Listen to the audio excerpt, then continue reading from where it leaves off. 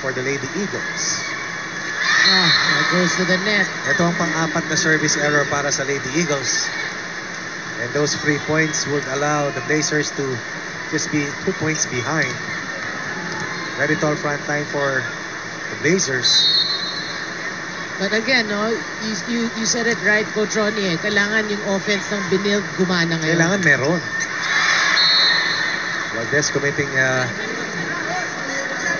attack error at Coach Ty Bundit hindi nakatingin kay Eliza pero may sinasabihan siya kung anong tamang pag-receive. Yes. The official outfitter of the Shakey's V-League is Axel. Oh, service error para kay Panaga. Attempted down the line serve. At napakamot si Coach Mac. Oh, kasi you don't want to throw. I mean, you don't want to give away free point at this juncture kasi very critical for Benilde. Yung mga sitwasyon na ikaw ang lamang pero ikaw ang nag-aalanganin, alam mo yun? Yeah. Ang hirap na pakiramdam nun eh. Musa looking for a check ball. Instead, she will give Ateneo another 3-point lead.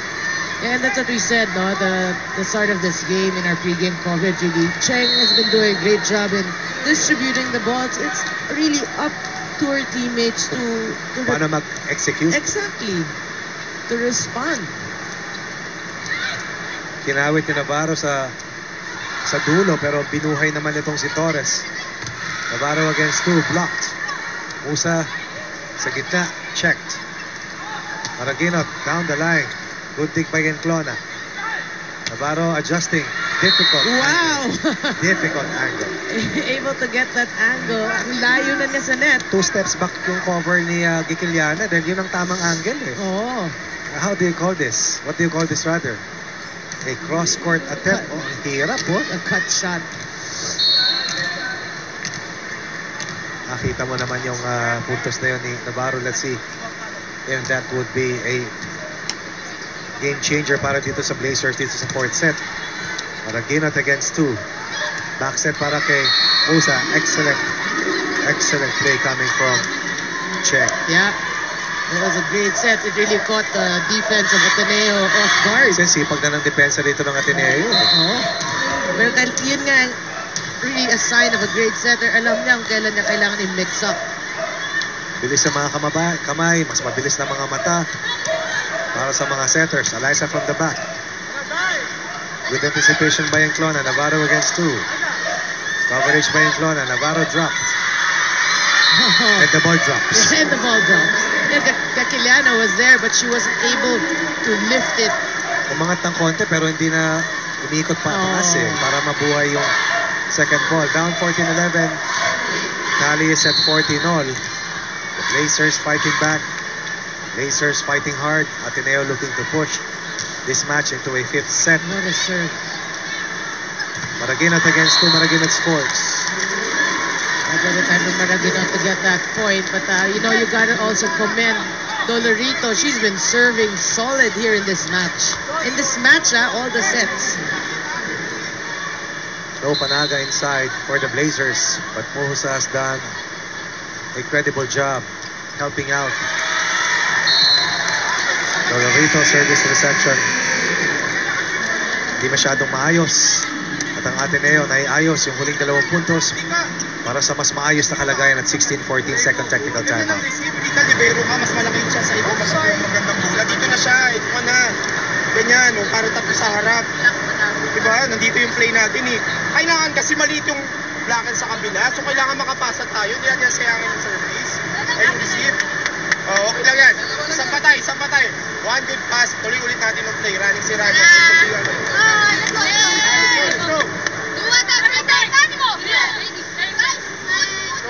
go. Let's go. The heat is on para dito sa Blazers as we check out the social media sites for V-League updates to GMA International. Continue to be live over GMA News TV for the collegiate conference of your favorite Shakey's V-League. At tayo ay nasa pang-19 na laro of our 30-game preliminary round. Top 4 teams sa ating 16 groups, 2 grupo ang tatawid sa quarterfinals. Over in that huddle, you can hear Coach Mac mention that yung blocker, may malit na blocker sa harap. And the setter. So, they gotta take advantage, but they gotta pass well. For you to be able to pass, you have to receive first. And that is something they were not able to do. Talking about the Blazers in the last two serves of Kim Michelliana. Michelliana scored 8 points versus Lasal Das Marinas. Enclona, Cheng to Navarro. Navarro against Madayat. Single block. Navarro converts. Yeah, that's what Coach Mac really wanted. Just receive well. You could see that play, one blocker. Hindi nakapwesto ng maayos, di ba? Yung mga double block formation. Yeah. It's Fun Family and Pizza. It's got to be Shakey's. Maraginot has found peace. Ay, kita mo, no? Mas Stable. relax. Oo, Stable. tama. Stable. And you're able to play and when you are at peace, yung inner peace, mas madaling maglaro. Yes, that's true. Wala kang nakikita, wala kang naririnig. Kung hindi happy at heartstrong at isa-isa. Ang Clona inangat yung bola, Cheng. Mababa para kay Musa. Sayang, wasted opportunity for Benil. That was a great set. Walang blockers, but Musa just punched it wide. Ateneo has won 4 of the last 5 exchanges. And that's why it has turned into a 4-point lead after the score was tied at 14 all. Sino kasi makalimot tayo? Kung wala din natin tatandaan yan. Kailangan pa nila ng isang set. Tayo dapat isang set. Tapos na to. Ganun na natin. O, sige. Mental game. Psychological game. 6 points straight. 10 points straight. Atin lang sila. Sasablo tayo. Makinig ka. Pangalan tayo. Pangalan. Let's go. Kaya pa yan. Isang pa tayo na lang.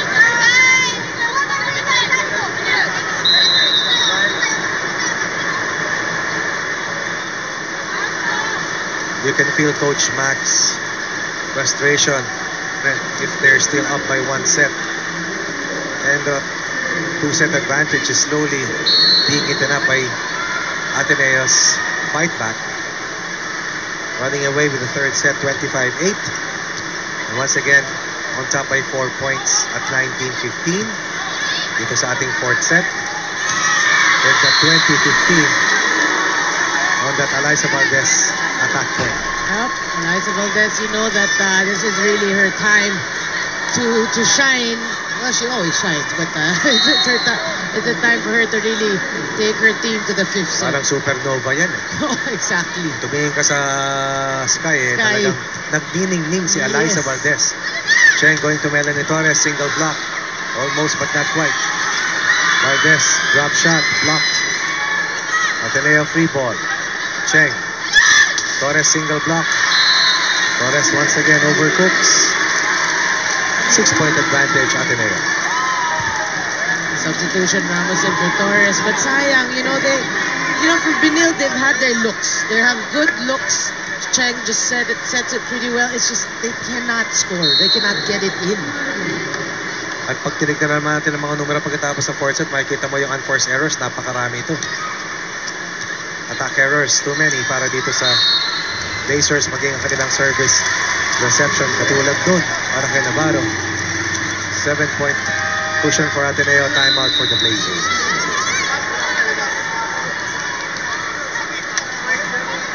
Isang ikot lang, isang ikot. Isang magandang pasa, palo. Agresibo sa palo. Tinaw mapapatay natin yan. Sayang yung ginagalaw natin. Di ba? Konti lang yan.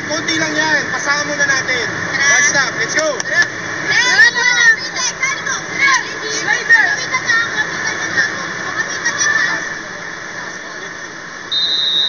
One good receive. And then to be able to launch a counter attack.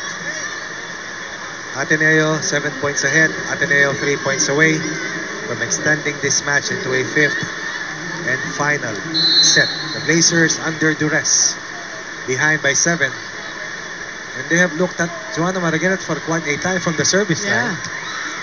Better reception coming from Navarro, dumped by Cheng.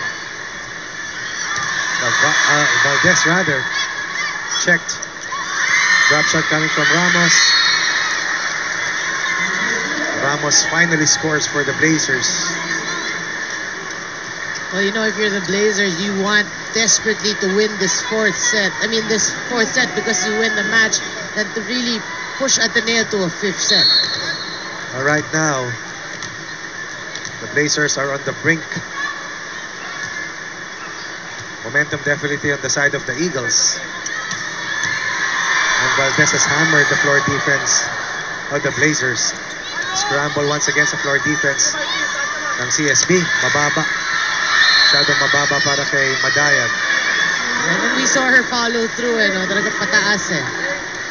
Ginawa niya ng paraan, nag-adjust siya. We didn't see Ahumiro in the third set. He's making a late entry here in the fourth set. Trying to warm up, trying to adjust. Yeah. Eliza Valdez tries to encourage itong si Ahumiro. Good serve. Oops. Ahumiro binuhay yung bola para kay Maraguinot. Tapatingin si Coach Tay, eh. However, what's going on? Well, that's a point for Benil. Now just down by 4.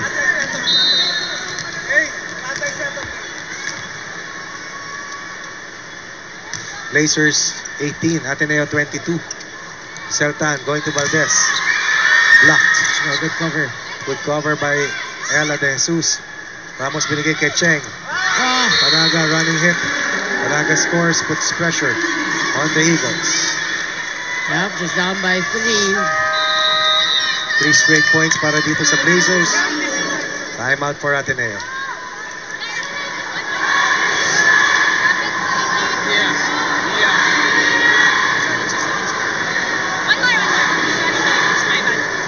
Okay, bantay na si... Yeah. Let's go.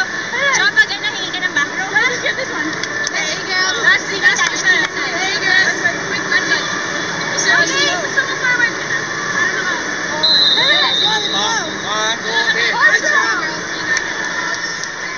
Again, you know, it was evident there was what Eliza Valdez was telling Joanna Maraguinot. Pag ganyan, hingi ka ng back row, ha? Imbis na with her error, parang huwag mo nabigyan. Diba? May ibang players gonna... But siya hindi. Balasa.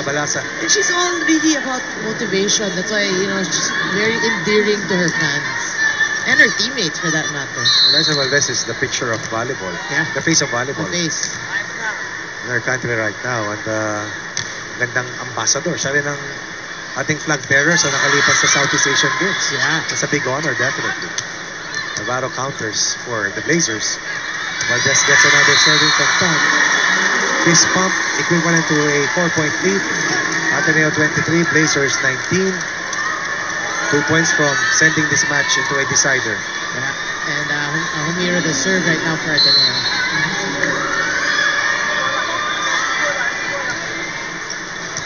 Navarro reception. Cheng going to Ramos. Tan to De Leon.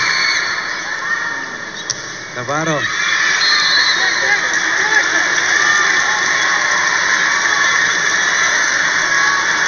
Navarro trying to raise her case. But Ateneo will be given a 5-set point advantage. You know what actually made it hard to call? Because Maraguinot's reaction, parang it was, she couldn't say it was out, eh. But Panaga comes out with a tip that closes the 20th point para sa Benil. Mas mabilis ang bola sa mata. Yeah. Yan ang alam ko na rin. At wala tayong replay rule so far. Yeah. Interesting. Yung Hawkeye, no? When the advent for the replay comes in dito sa ating local shores, I'm sure may ibang laro.